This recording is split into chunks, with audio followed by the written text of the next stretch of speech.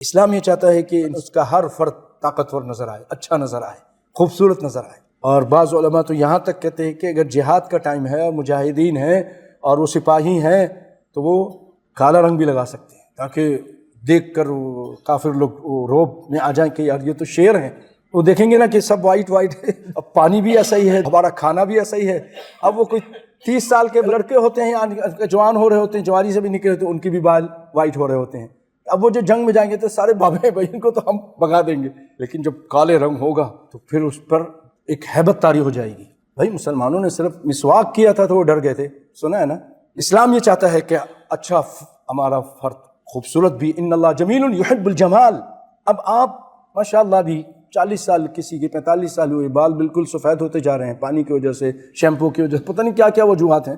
بیوی بھی آپ کی جوان ہے، اس کی بھی 40 سال کے قریب عمر ہے، کوئی ابھی یعنی کہ اب وہ دیکھتی ہے یہ بابا ہے تو اچھا لگے گا۔ تو آپ بھی اپنے آپ کو فٹ رکھو۔ اسلام فٹ رکھنا، اپنا پیٹ کو اندر کرو، ورزش کرو، ایکسرسائز کرو، نکلو تھوڑا سا۔ ہم لوگ ایسے 40-50 میں سے لگتا ہے کہ ابھی بس قبر کی طرف جانے کے لیے تیار بیٹھا ہے، بس مرنے کے لیے۔ ارے بھائی بہت سارے کام کرنے ہیں، اپنی صحت کا خیال رکھو، ورزش کرو، تھوڑا بھاگو دوڑو، بیماریوں سے بھی بچو گے اور فٹ نظر آؤ گے، اچھا لگے گا، کام بھی کر سکو گے۔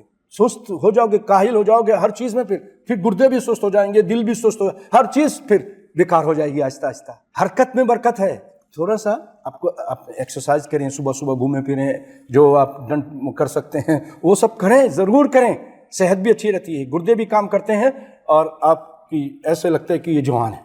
اور پھر یہ تھوڑا سا کلر کر لیں، اس میں حرج نہیں ہے۔